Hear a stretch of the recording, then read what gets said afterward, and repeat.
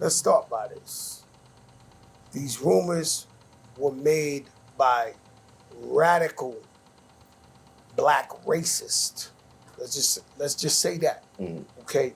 It's a group of these guys that don't want to hear Jamaican, don't want to hear Guyanese, they don't want to hear a black guy that ain't down with them. Right. Right? So their job is to criticize anybody who don't look like them or who ain't black American. Who are these guys? You want me to say their name? We're going to give them too much clout. I mean, the FBA, Foundational Black Authority, whoever the these broke is.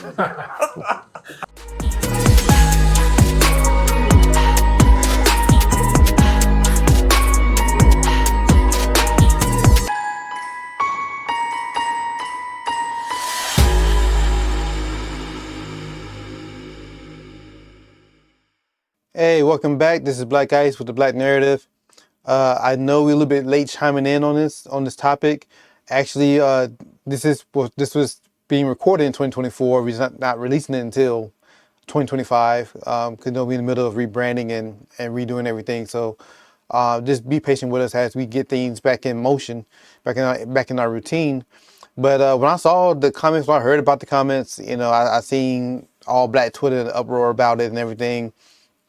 And me personally, I wasn't upset, and not because it's not because I agree with him. It just, I see a bigger picture, and I feel like we're kind of being distracted from here. And by this point, we probably did an episode of what we think was wrong with the B1 space. And, and one thing we want to do with the Black Narrative is keep our eyes on the main things that's going on right now. And, but to Fat Joe's point, I was born and raised in the South, so I can't tell you too much about the ins and outs of New York, especially during that time, during the beginning of hip hop. I do understand that, yes, Black Americans created it, and yes, we had others that took part in it as well from the very beginning, because, I know it's a melting pot in New York. I mean, because, you normally we get immigrants coming to the country, they get dropped off in Black neighborhoods. That's just what it is. That's how it was then, and that's how it is now. And so I understand all that. Now far being upset at Fat Joe, my thing is, I don't care. I'm not upset because I don't care.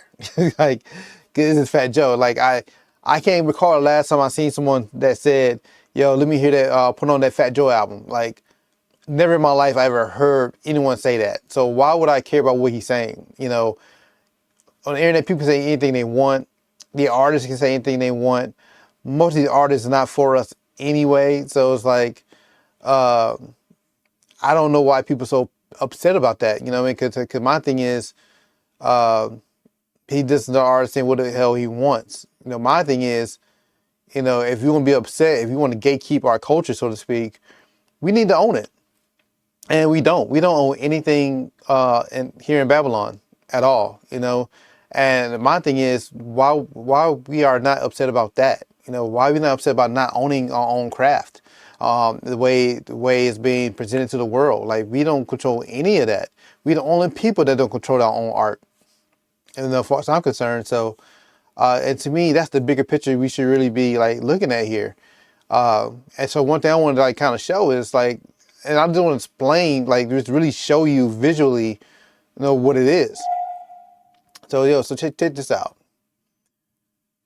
If you want to be pissed off about the state of hip hop today and the origins or how our story is going to be told and how it's going to be presented, these are people you should be looking at, not Fat Joe. I can care less about Fat Joe. Like I said, I can't think of the last time. I mean, I remember the song "Lean Back," about 20 years ago or whatever. I know he's been around for a while, but I don't listen to Fat Joe or his music, so I just don't care, personally. But if you really want to care about our craft and who owns and tell our story, these guys we should be giving the side eye to. These guys we should be upset at.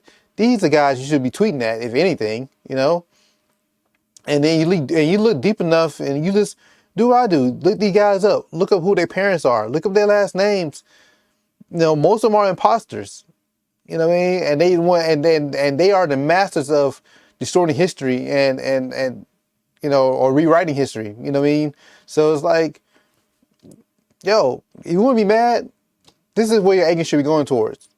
You know, look at the chairman of the Universal Music Group, the CEO of Live Nation Entertainment, which, like, as artists these days, you can't even have a tour without Live Nation now. They have, there's a big problem now about them having everything on lockdown. It's a monopoly now.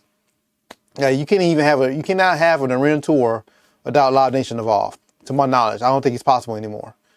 The CEO of iHeartMedia, you know, like Breakfast Club and some of the other things, radio stations, go down. The former CEO of Warner Music Group, actually, he just stepped down back in September. Like, this was like pretty recent, a few months ago. So the new guy is Elliot Grange here, at 10K Projects. He the one that brought you Trippie Redd and Ice Spice. You know, this is the face of the CEO of Spotify. These are people who control, not this guy, but these guys. These are people you should be looking at here. And you can pause the screen, you know, Google their names, look up their bios, and see who they really are. More than half of them are imposters. They run the labels, they run the distribution, they are the lawyers, they the one control what you hear on the radio, they control what blows up and what doesn't. If you want to be pissed, to me, this is where you should be going to. I can care less about Fat Joe. You know, and look what they bring us. And my thing is too, man, we gotta look, you know, we've been seeing so much discourse at everyone else, but we gotta hold ourselves accountable. We gotta clean house within ourselves, you know. But yeah, these people are bringing us Trippie Redd. Look at them. Ice Spice. And I know she's half Nigerian, I believe. But yeah, Sexy Red out here representing us, right? Glorilla, you know. And think about it, her real name is Gloria Hallelujah. Like, you know, Young Thug, Lil Baby, you know, brought to us by these people. These people feeding us these artists. And that's our own people. These, you know, as far as I'm concerned, Sexy Red, I believe Black American. Trippie Redd, I believe he is. Glorilla, yeah. Young Thug, Lil Baby. That's us. That's what they're pushing out there. You know? There's a grown man named Lil Baby. Young Thug. Like, you know, he just got off his case, which, you know, it's funny because I think we called out on Black Narrative like 2 years ago that was going to happen. We said that Young Thug and Trump both were going to get off on their cases in Georgia. Yeah, you know, with Fannie, what's her name? Fannie? I can't think of her last name. But anyway, yeah, we knew she was about to get off. They both about to get off here in Georgia. We already foresaw that. Yeah, and this guy here is so sus. Like, he's just about to drop a new album called Wham. Who Hard Is Me? When you take pictures like this,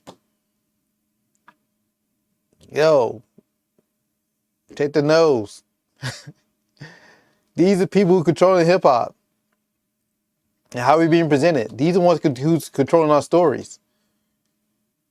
You know, that's why you can never not hear about the story of World War II and what happened to 6 million people allegedly. You know, this is why they control it. Fat Joe don't have the power to control that narrative. I mean, one thing about hip hop, since it isn't that old, it's documented in so many ways. You know, not just, you know, I didn't even watch the whole. I didn't even watch Tariq's microphone check. I had no desire to. But it's so many other books and bios and essays about hip is out there. Like, you know, Fat Joe not rewriting that story. He's not. If anybody rewriting the story, it's these guys. These guys. And they go deeper in that. Like I have a whole list. Like, we did an episode 2-3 years ago. We broke down a whole bunch of names and we ended up getting demonetized. Like, right now, I'm really trying to be cool about us coming back in 2025 and make sure, you know, we're not getting shadow banned or banned. Because, you know, a few times we got banned for like a month or 2 months at a time, or demonetized. We couldn't receive any money, from supporters or ad revenue. You know, trying to keep it clean cut for 2025. So that's why I'm calling them imposters. I'm not even trying to call them out who they really are. But, you know, Revelations 2:9, Revelations 3:9, It explains exactly who these people are. Most of those people work within our industry here. And my thing is, and the problem I have with, uh, with some of the bigger names in black media, I don't really see the smoke going towards these people. Why they never go? Why they never take the smoke to them? Why are you taking it to another artist? Fat Joe don't run nothing. You know what I mean? Like, I very rarely see them hold these people accountable. Look at this. Another all-white party. The last name Rubin. You already know who he is. Oh, some of my favorites that's also Black American, Jay-Z and Beyonce. To a lot of people, they can't do no wrong. Those are the main ones selling us out. Just recently, as of this recording, we just saw the halftime show with Beyonce at the football game on Netflix, and that was like a whole nother ritual in itself. Coming on a white horse, wearing all white, like the all white parties, like all that stuff is on purpose. There's one scene where the camera zooms in front of her, and she's throwing up the satanic sign, like right in your face, like constantly, like she constantly doing that. Jay-Z definitely don't give a damn about us.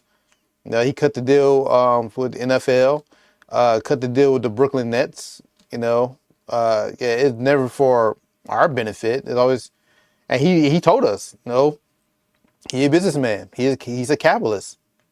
You know, and most people who become billionaires, you get there by screwing somebody else over. There's no moral high ground when you get to that level. And look at the people who's around. You're not around these people because, you're just good natured. All part of the game here.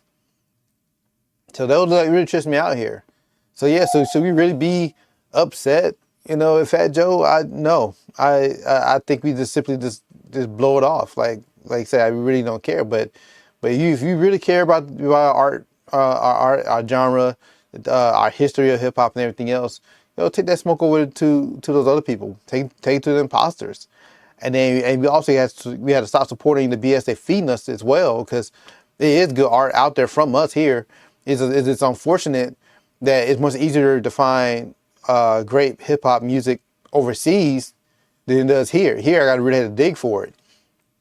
But over there it's easier to find. But here, they got wrapped up. And this not just today. This was from the very beginning. Go back to the very beginning with Russell Simmons when they started Def Jam. Look who's around him. Rick Rubin. You know what I mean? Go back to NWA. The manager, if you look deep enough, you will always find them. You'll always find them. These people here. The imposters. You dig deep enough. You're gonna find them in there. But yeah, I take the smoke. Like, if you totally disagree with me, you think I'm wrong about this, let me know in the comments. Like you told me with a straight face that you think being upset at Fat Joe is more important than taking the smoke to these guys here. Please tell me that. I'd like to see that in the comment. Like, please tell me that what this guy is saying holds more weight than these guys. The guys who are really running things. And they're all in cahoots. They're all in cahoots. That's why the artist's not getting paid now. Money's being made through Spotify and the streaming platforms like Spotify, Apple Music, Tidal. Look up who runs it. They all look alike. It ain't us. And now, and they get their 360 deals. Artists ain't getting paid. And our music turned to a hustle. And then you can't be so upset at them because 80% of people who buy the stuff that actually put money towards these artists are white and not us. The past few concerts I've been to, I've been in the minority there.